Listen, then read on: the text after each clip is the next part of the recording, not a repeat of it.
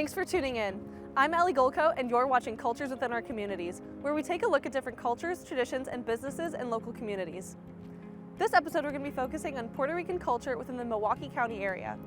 Puerto Rican culture first started to appear in the 1940s and is more prevalent than ever, and even has an annual festival that happens in August. Sit tight as we dive deeper into Puerto Rican culture and speak with a business owner, a salsa band director, and the founder of the annual festival.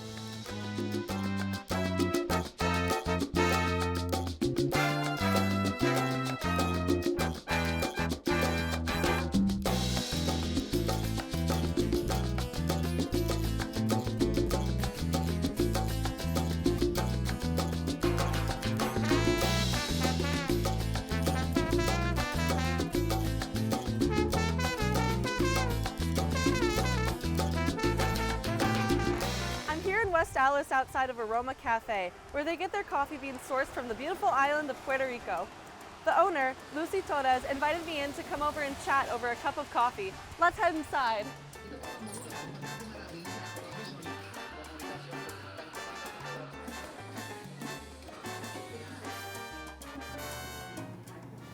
Hey, I'm here.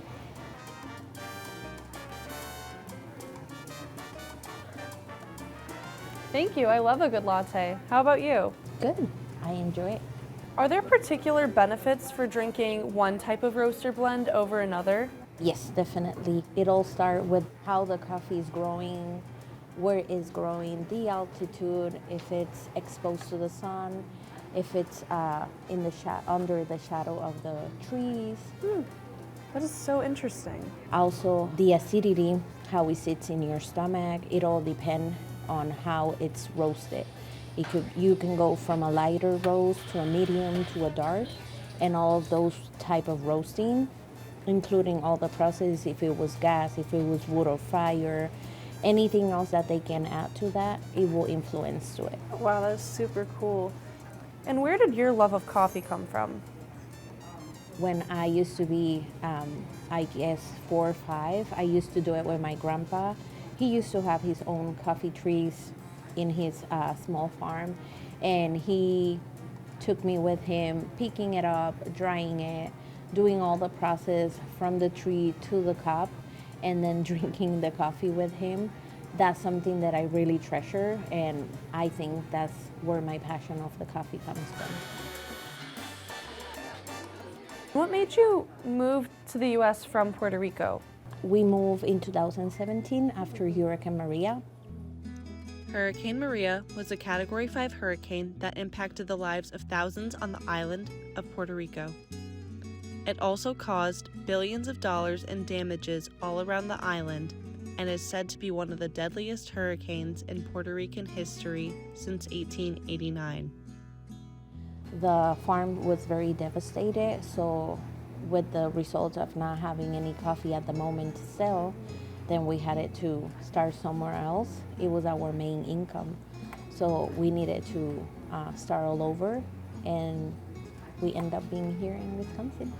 And how long did it take for you to start back up again? About 4.5 years. We used to live in an apartment, so we didn't have the space to actually store a trailer, and that's how we wanted it to start, just selling beverage in a small trailer. So we started prepping the trailer. We were able to storage it. My husband built it up. We started getting some of the equipment. We did have some of the equipment before, so we were kind of like saving it for the moment. And once the trailer was ready, we started going to farmers market and selling our coffee. You mentioned that you used to just sell beverages. What made you want to incorporate food into your menu? Well, since we used to only sell beverage in our trailer, thinking of having a bigger place and a brick and mortar, we thought that it was nice for you to have a little bit of a savory or sweet bite with your coffee.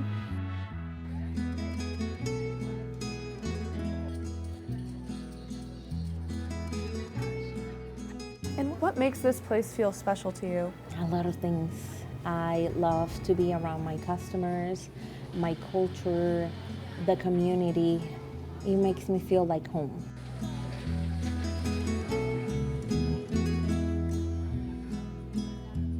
What kind of atmosphere do you want your customers to feel when they walk in here, and what inspired the name for Aroma?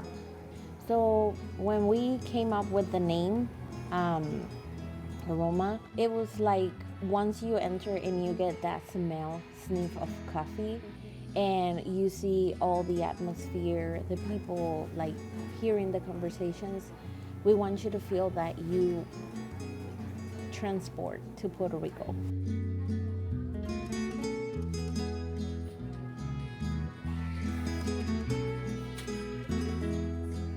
Well, I won't keep you any longer. Thank you so much for having me for a cup of coffee today.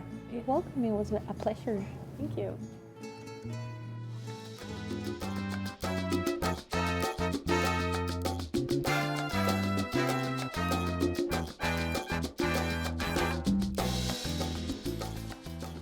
That was some good coffee. Food and music go hand in hand in Puerto Rican culture, especially with traditions like parandas, where friends and family will go door to door surprising each other with songs and treats. The music scene here in Milwaukee doesn't go unnoticed either. Next, we're gonna meet Alberto Rivera, who's a part of the band Septeto Chambro. They've been performing together since 2022. I'll see you there.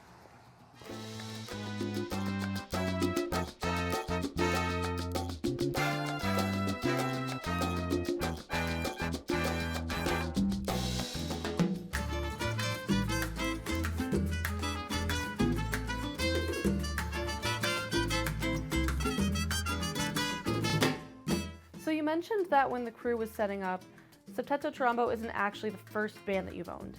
Can you tell me about the first band you owned? The first band I had was back in the 80s. It was also called Charambo, but it was called Conjunto Charambo.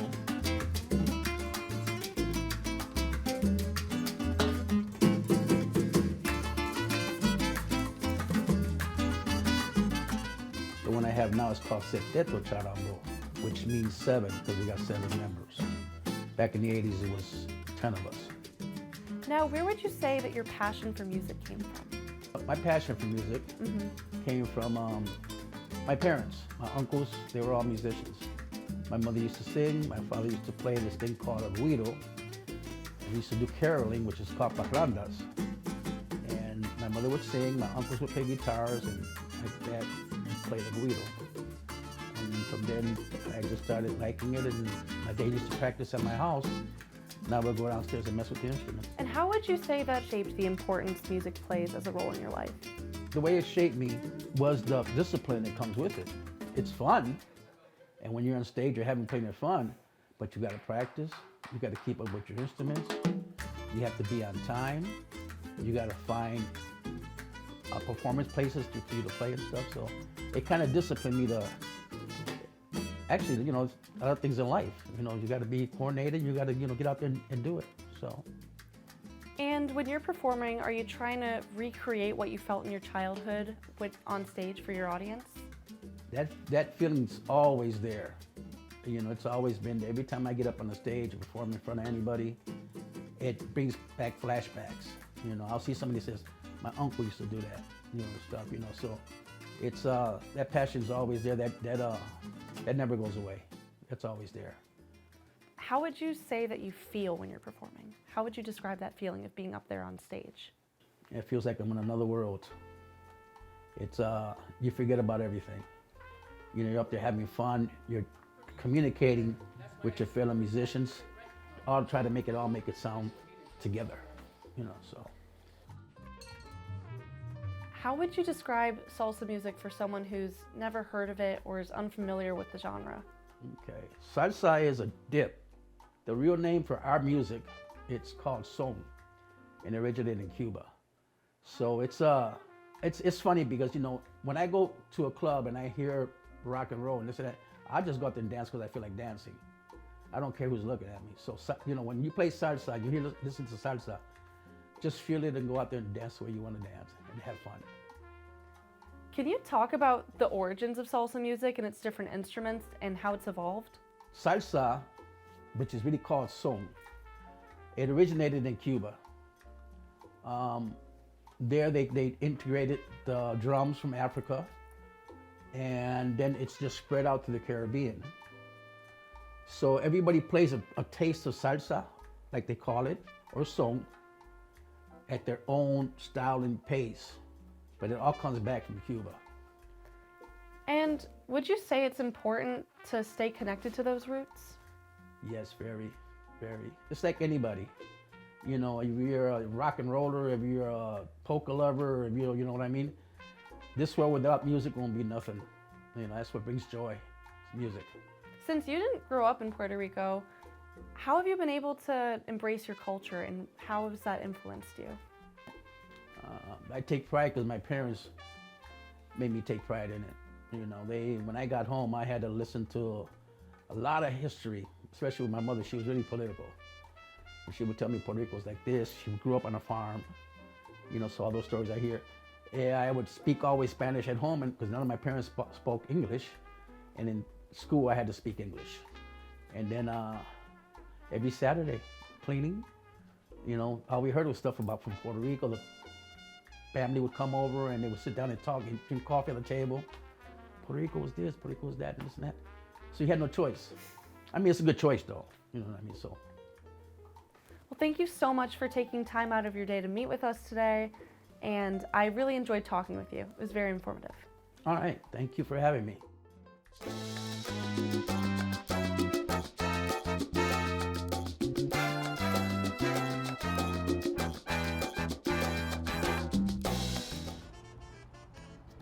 Those were some wise words from Alberto. From him we learned how his family was able to keep him connected to his roots. To some, the annual Puerto Rican Festival in Milwaukee is a way for the whole community to engage with their culture. And some businesses, like Joanna's Bakery, have been positively impacted by the festival.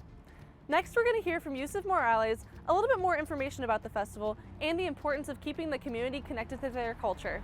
He's waiting for us inside now. Let's go.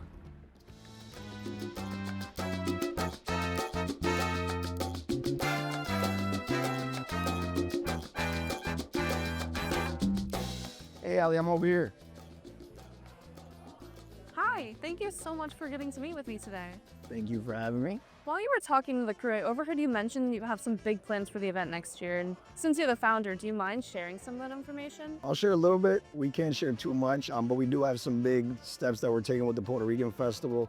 A lot of people that go to the festival, they might know what they are. It has to do a lot with location. But we are, and we also have two big headliners that are coming in this year. So we're taking a lot of big steps to taking the Puerto Rican Festival to another level. Well, that is super impressive. How'd you manage to expand to that big of a scale? It's been more support. Just being a part of Milwaukee, I think has helped us a lot. And like I always mention this, being the city of festivals, I think it really helps festivals and cultural events like ours to really grow because people here are open-minded and they're willing to come and try new food and they're willing to come and try new culture. And just learn new things and, and check out some of the things that Milwaukee has to offer. I think people allow that here in Milwaukee. So strategy and really learning from things from the past and seeing what people like, what people don't like. It seems like a lot goes into it. What inspired you to create this event? I worked in Mexican radio for a while and I seen how close the community was and how they supported each other and they had platforms like Mexican Fiesta that was able to give platforms to artists and give platforms to businesses that they didn't have. So we didn't have anything at the time and I just started thinking one day and everybody laughed, but I got into this book, The Law of Attraction, and I put it as my first thing that I wanted to attract. Took some time, but I think now we're being to where we gotta go. Well, it sounds like what you do is really special for the community. Can you tell me a little bit more about what the event itself is like? Yeah, the event is built by the community. It's small. We don't have a big board right here. It's a small team. But most of our vendors are local vendors that are at Milwaukee every single day that probably don't get to see these many people. A lot of our local performers get to perform that day. A lot of the people we hired, are local. Okay, now if you don't mind me asking, why do you think it's important to keep the event going every year and to keep celebrating the culture? One is because I think all cultures should be celebrated. I think everyone comes from different places. And I think cultures gives identity and identity gives self-esteem, and you can just keep going on the line, but it's something that, for example, my boys, they're born and raised in Milwaukee, Wisconsin, but I want them to know their culture. I want them to know about the island. I want them to know how it feels to be around people that, understand the culture, the food, the smell, the music. I want them to be able to grow with that and still have that, even though they are part of Milwaukee and they're graduate of Milwaukee and they're going to go on to go to UW schools and whatever they're going to do, I want them to always have that culture in them. And I think it's important for not just the local Puerto Ricans, but everyone in Milwaukee to get to know that culture just like we do when we go to all these different festivals.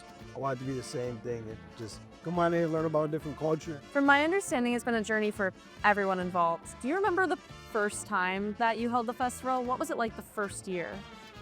Yes, so our freshman was 2013. We were under the 33rd Street Viaduct. I always mention Mr. Alderman Donovan because he helped us out a lot. We went fishing for parks. A lot of parks didn't want us there. They said we just not organized.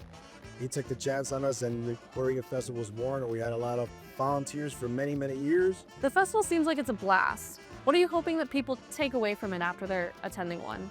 I just want them to know about the delicious food that Puerto Rican culture has so they can come down to Puerto Rican restaurants and eat some good food.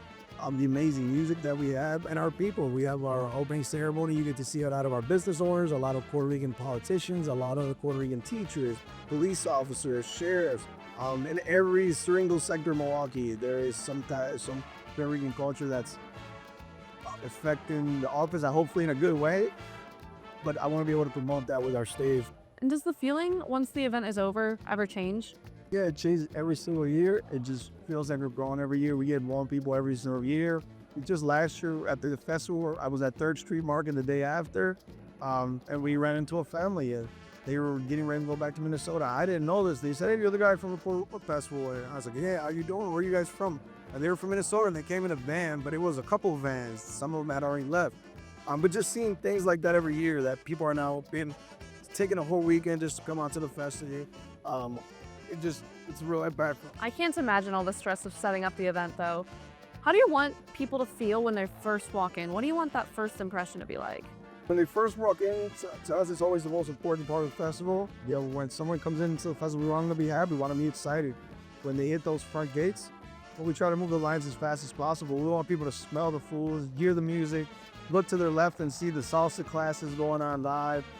We have our history board. They can walk through all of our fencing and see some of the history of Puerto Rico from when Puerto Ricans got here in 1944 till now. So I just want them to feel that vibe and just feel that culture. Well, I'll definitely have to go one of these years. I'm just wondering, are you from Puerto Rico? Yes, yeah. So I'm from Puerto Rico. I got here when I was around 11 years old with my mom and my brothers. We're the first generation family here. And do you feel like being off the island comes with a responsibility to preserve the culture? And do you feel like the festival helps with that? I think it's up to every Puerto Rican, even if they're not born, to preserve the culture, no matter who you are. And I think it's also up to those people that take trips to Puerto Rico to also help us embrace the culture. And if you love it so much, then it also, promote our culture. So I think it's up to anyone. Well, those are all the questions I have today. Thank you so much for the information and thank you for your time today. Thank you.